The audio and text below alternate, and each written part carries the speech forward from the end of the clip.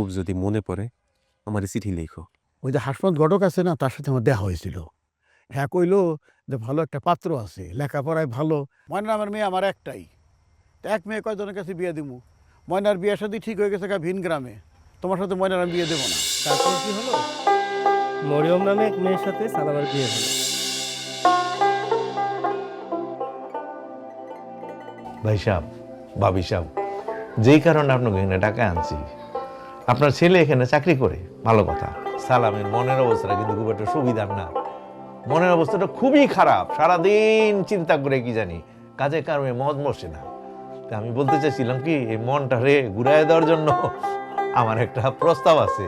ভাই সাহেব, সালাম আমগো পোলা হইলো, এখন তো আপনি আর অভিভাবক, আমার ছেলের জন্য যা করলে ভালো হইব সেই ব্যবস্থা আপনি করেন। মনে সাহস দিলাম, তাহলে খুইলাই কই, একটা সুন্দর মেয়ে আমার হাতে আছে। মেয়েটা এত ভালো, স্বভাব চরিত্র ভালো, এটা আমি গ্যারান্টি দিতে পারি। তারপরে অবস্থা গৃহস্থী করে মেয়ে, তারপরে বাড়ি আছে, তারপরে ধরেন দোকান আছে, মানে সম্পদ মোটামুটি ভালো আছে। সম্পদের চেয়ে বড় তার চরিত্রটা অনেক ভালো, ফ্যামিলি অনেক ভালো। তার সাথে যদি বিয়েটা দিয়ে দিতে পারেন আপনার ছেলেরে, আপনার ছেলে সব ভুলে যাবো, এটা আমার মন কইতাছে। সালামের আব্বা, ভাইজান যেটা কইছে মনে হয় ঠিক কইছে। পোলাটার যে মনের অবস্থা, খায় না দায় না, মন মরে বয়ে থাকে। ভাইজান, আপনি যেটা করেন আপনি করেন কোনা। হ, আপনি যেটা ভালো মনে করেন আপনি সে ব্যবস্থা করেন। যেহেতু আপনাকে মতামত পেলাম, এখন মেয়ের বাবার সাথে কথা বইলা আপনাদের মেয়ে দেখার ব্যবস্থা করে দিতেছি। যদি আপনাকে মেয়ে পছন্দ হয়ে যায়, আলহামদুলিল্লাহ, ওদিনে বিয়ার তারিখ ঠিক হয়ে যাবো।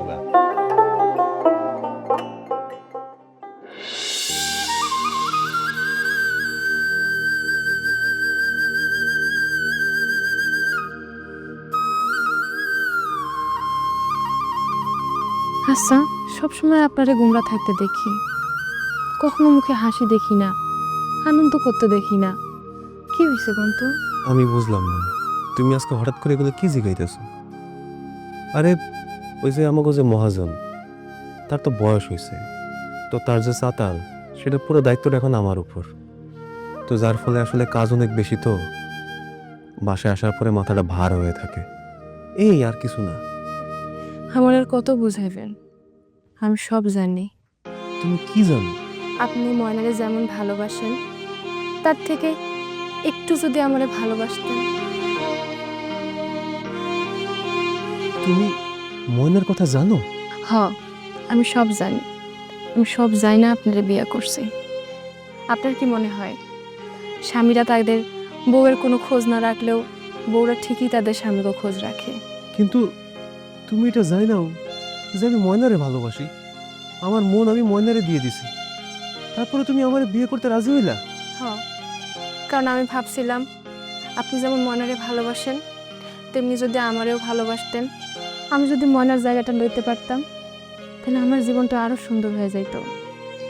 কিন্তু আমি বুঝতে পারছি আপনি কখনো আমারে ময়নার জায়গাটা দিবেন না।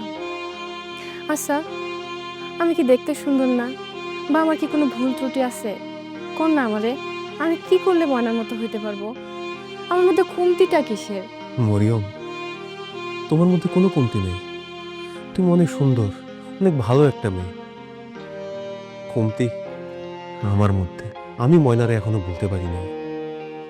সত্যি বলতে, আমি যখনই তোমার দিকে তাকাই, ময়নার চেহারা আমার চোখের সামনে ভাইসা আসে, আমার সারা দুনিয়া অন্ধকার হয়ে যায়। আসলে দোষটা আমারই।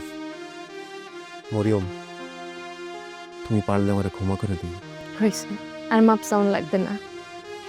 আমি সারা জীবন আপনার ভালোবাসার জন্য অপেক্ষা করব। থাকেন, আপনার জন্য খাওয়া নিয়ে আসেন।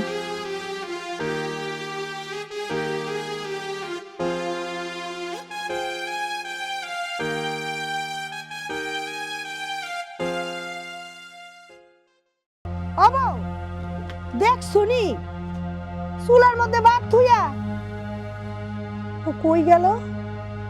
নিশ্চয়ই কোনো নাগরের সাথে দেখা করতে গেছে।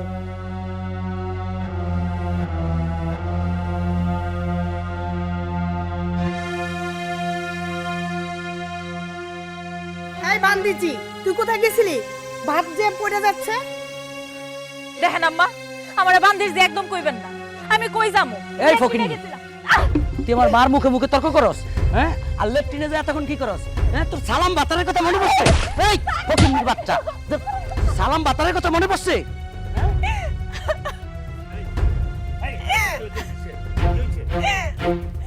আব্বা, আপনার বলে আমার গায়ে হাত দিয়েছে, আমারে মারধর করতেছে। বুঝলাম, আমার পোলায় তোমারে মারতাছে, কিন্তু আমার পোলায় তোমার জ্ঞান মারতাছে, এটা তুমি বুঝো না? নাকি বুঝাও না বুঝার বান্দর সব? তোমার বাবা যে তোমার বিয়ার সময় আমার যৌতুক হিসাবে 10,000 টাকা দিবার চাইছে, ওই টাকাটা হন আমার দেয় নাই। আজকা দেই, কালকা দেই, পরশু দেই, কয়া কয়া আমার ঘুরাইতাছে। তোমার বাবা কি আমার বলদ পাইছে? একটা কথা কান খুলে হইনা রাখো, আগামীকাল সকালে, কালকে তুমি তোমার বাবার বাড়ি যাইবা, তোমার বাবার যা কইবা যৌতুকে 10,000 টাকা আমার দেওয়ার জন্য। যদি টাকাটা দেয় তাহলে সুন্দরভাবে এই বাড়িতে চলে আইবা, আর যদি না দেয় তাহলে মনে করবা এই বাড়ির দরজা তোমার লেগে চিরকাল লেগে বন্ধ হয়ে গেছে। কথাটা মনে রাখো। শোন বাবা, বৌমাইরা কোনো লাভ নাই, প্রয়োজনে তার আমি আরেকটা বিয়ে করামু, 20,000 টাকা যৌতুক লমু। চল আমার লগে, এই চলো।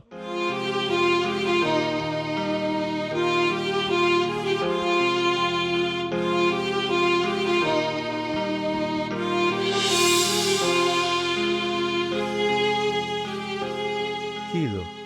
তুমি যাওয়ার সময় এরকম মন বেজার করে রাখছো কেন? মন বেজার করে থাকবো না, আপনি আমার ছেড়ে চলে যাইতেছেন। আরে চলে কই যাইতেছি? আমি কামে যাইতেছি। কামে যাবো না? কতদিনের কাম আটকায় রয়েছে। তো আপনি রাগ দেখান কেন আমারে? একটু ভালো করে বলতে পারতেন না? আরে আমি রাগ কই দেখাইছি? আসলে ওই সাতালে অনেক কাম আটকায় আছে তো, আর বিয়ের কারণে বহুদিন ধরে তো এখানে আটকায় আছে, তো ওই সব মিলায় না একটু প্রেশারে আছি, তাই আর কি। যাক, তুমি কিছু মনে করো না, ঠিক আছে? আর তুমি মন খারাপ করলে আমার মা তো আছে, আমার বোন আছে, ওরা তোমার খেয়াল রাখবো। আর শোনো, তোমার যদি খুব বেশি মন খারাপ করে, ওই তুমি আমার চিঠি লেখা পাঠাও। হ্যাঁ, ঠিক আছে, আমি আপনার চিঠি লিখবো, আপনিও লিখবেন কিন্তু। রহনি যাবি? হ মা, এখনই যাওয়া লাগবো, সময় অনেক হয়েছে। এমনি অনেকদিন ধরে সাতালে যাই না, বাড়িতে পড়ে আছি, তো যাওয়া দরকার। আচ্ছা যা, আর বৌমারে চিঠি দিস। হ্যাঁ, ওই সময় পাইলে ফাঁকা ফাঁকা আমি চিঠি পাঠাবো। আচ্ছা, সাবধানে থাকিস, নিজের প্রতি খেয়াল রাখিস। ভাইজান, এবার গঞ্জে থেকে আসার সময় আমার জন্য চুড়ি, ফিতা আর নতুন জামা নিয়ে আইবা। হ্যাঁ, নতুন জামা এই দূরে তোর লেগে নিয়ে আমো। আচ্ছা, দেরি হইতেছে, হ্যাঁ থাকো। মা আসি, অনেক দেরি হইতেছে। এই থাক, জ্বালিস না। আচ্ছা বৌমা, তুমি মন খারাপ করে থাকো না। এই একটা মাইয়া, তুমি একটা মাইয়া, আমার দুইটা মাইয়া। আমি তোমার মায়ের মতন, আমার শাশুড়ি মনে করবে না। আমি তোমারে আগলাই রাখবো, বুকের মধ্যে রাখবো। আমি তোমার কোনো কষ্ট করতে দেবো না মা, তুমি একটু চিন্তা করে থাকতে। এই তুই কিছু কস না। হ ভাবি, তুমি মন খারাপ করো না তো, আমি আছি না, আমিও তোমার ছোট বোনের মতোই। আজকে বিকেলবেলা তোমার নিয়ে আমার পুরা গ্রাম ঘুরবো। থাকো, আইসি বিয়া, আয়।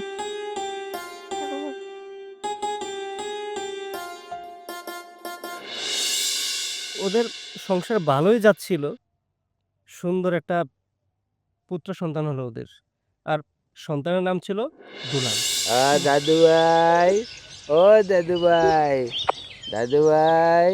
আম্মা, আব্বা, এইমাত্র চিঠি আসছে যে আমার মা নাকি অসুস্থ, তো দুলালরে তাড়াতাড়ি দিয়া দেন, দুলালরে নিয়ে যাই আমি। না না, আর কয় কি?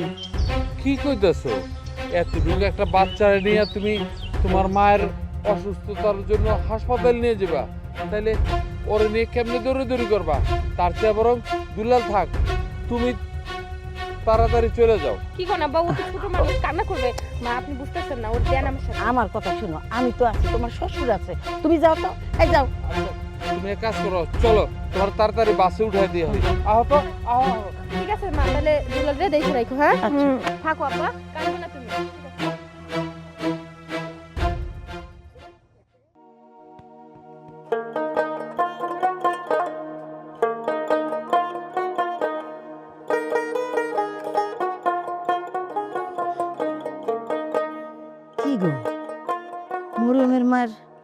খোঁজ খবর নিছো? আর হ্যাঁ কেমন আছে? আর আমার পোলা আর পোলার বউ কোন সময় আইব? কইছে কিছু? মরিয়মের মায় আল্লাহ দিলে এখন সুস্থ। আর আমগো পোলার বউ রওনা দিছে, রাস্তায় আছে। কি কও? আমার সালাম আর আমার বউ বাইতে আছে? তাই আমার তো রান্ধা লাগে, আমি রান্ধন বহাই। তুমি একটা কাম করো, পুকুর দিয়ে একটা মাছ ধরে নিও। ঠিক আছে, তুমি তেলে রান্ধন চড়াই দাও। আচ্ছা।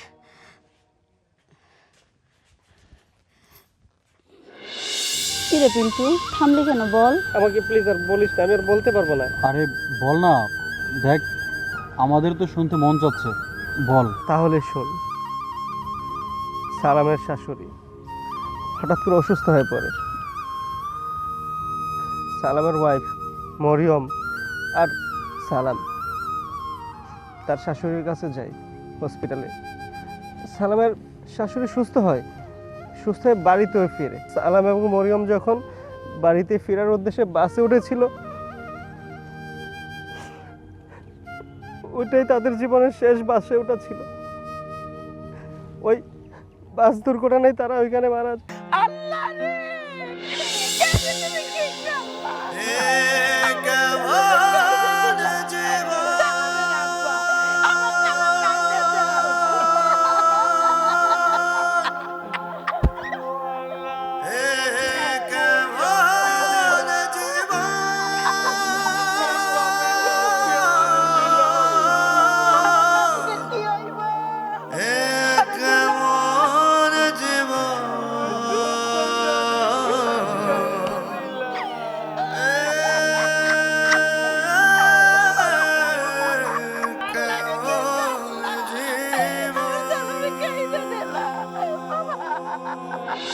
আচ্ছা শোন না, অনেকদিন পরে গ্রামে আসছি, চল আমাদের সেই হাই স্কুল মাঠে একটু ঘুরে আসি। চল যাই। চল চল।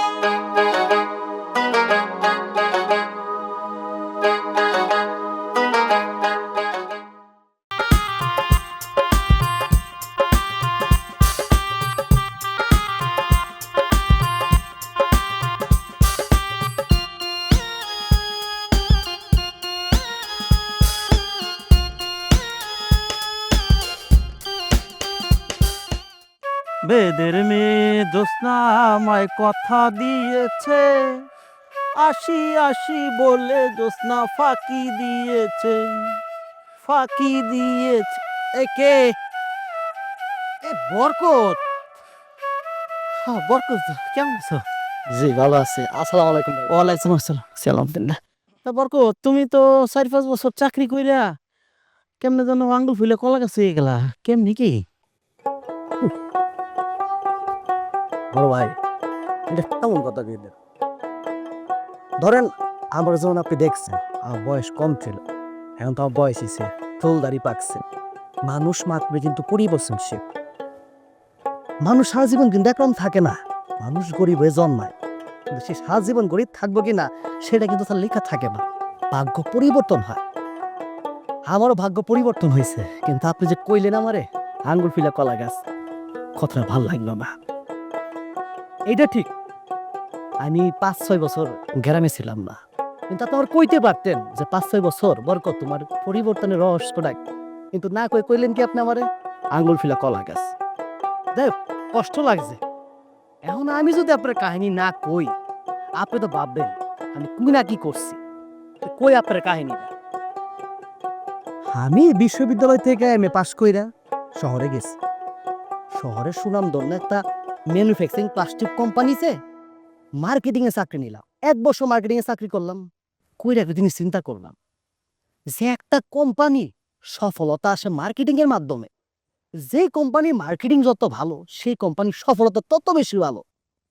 আমার মাধ্যমে আমার কোম্পানি দেখলাম মেলা টাকা কামাইতেছে, তখন আমার চিন্তা মাথায় আসলো, যে কোম্পানি আমার মার্কেটিং এর মাধ্যমে এত টাকা কামাইতে পারে, সেই জায়গায় যদি আমার একটা কোম্পানি থাকে আর সেই কোম্পানিতে যে আমি নিজের কামলা নিজে খালি, আচ্ছা আমি লাখপতি যাম। আর কি, আল্লাহর নাম লয়ে লাইনে করলাম, ডিসিশনে একটাই লইলাম, নিজের কোম্পানি খুলব। তখন আর কি, সিরাজগঞ্জ বিসিকের কাছে প্লটের বরাদ্দ দিলাম, এরা মন্দির করলো, প্লট পাইয়া গেলাম। তখন আমার যে প্রজেক্ট, যেটা আপনার কইলাম 3টা কোষ কিনা, সেই প্রজেক্টে যেন দরকার ছিল আমার 15 কোটি টাকা। আপনারা তো জানেন আমার টাকা পয়সা গাড়ি বাড়ি কিছুই ছিল না। তখন আর কি, ব্যাংক তো ছিল, ব্যাংক আছে না যে লোন দেয়, কিনেন তো, সেই ব্যাংকের কাছে 15 কোটি লাগে নানায় বিনায় মনে করেন বিভিন্ন কাজ দেখায় আরো 10 কোটি যোগ করে 25 কোটি টাকার জন্য একটা অ্যাপ্লিকেশন করলাম। ব্যাংক মঞ্জুর করলো, আমার 25 কোটি টাকা দিল। সেইখান থেকে 15 কোটি টাকা দিয়ে আমি সেফটি কাজে লাগাইলাম, ব্যবসা চালু করলাম। আর 10 কোটি টাকা দিয়া সিরাজগঞ্জে কর্দার মোড় আছে না, সেইখানে 10 বিঘা জায়গা কিনছি। আপনাকে দোয়ায়, আল্লাহ পাকের দোয়ায় এখানে একজন বিজনেস নেন। ও আপনাদের বিজনেস নেন বুঝবেন না, সকল ব্যবসায় ভাই স্যার এখন তো বুঝতে পারছেন মানুষের পরিবর্তনের পিছনে একটা কাহিনী থাকে, কিন্তু আপনি গ্রামের মানুষ বুঝেন নাই, দেখলেই খালি মনে করেন আঙ্গুল ফুইলা কলা গাছ কত কিছু কম। শুনে আমি তারপরে গ্রামের পোলা, আপনি আর গর্ব করবেন যা আমাকে গ্রামের বরকত কি ছিল আর কি হয়েছে সেই জায়গা না করে আপনারা বদ্ধ তো করেন না, মাইন্সে গেছে উল্টা পাল্টা কথা কন।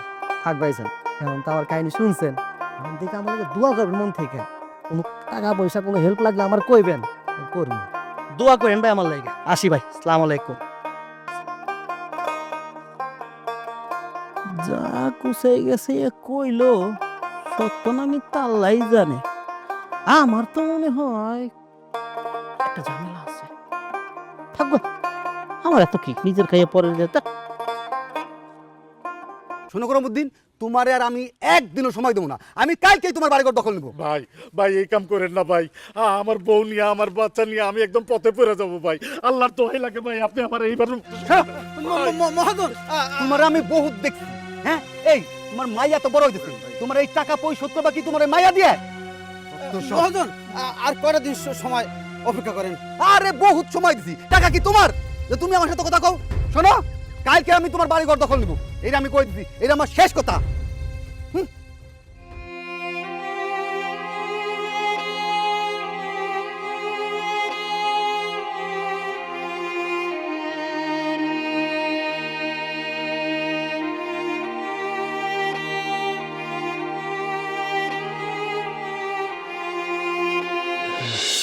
আমগো সময় আমরা কি সুন্দর যাত্রা দেখতাম, নার্গিস কি সুন্দর নাচতো, কি সুন্দর যাত্রা হইতো। কেমনে বামু কও, এখন তো ওই ঢাকের বাদ্যের তালে তালে কেউ নাচানাচি আনন্দ ফুর্তি করে না, সবাই খালি ওই সাউন্ড বক্স বাজাইয়া আনন্দ ফুর্তি করে। লাভ নাই, কোনো লাভ নাই। দেখলা না জ্বরে আমার বাড়ি ঘর ভেঙে যাওয়ার পরেও একটা পয়সা দিয়ে আমার সাহায্য করে।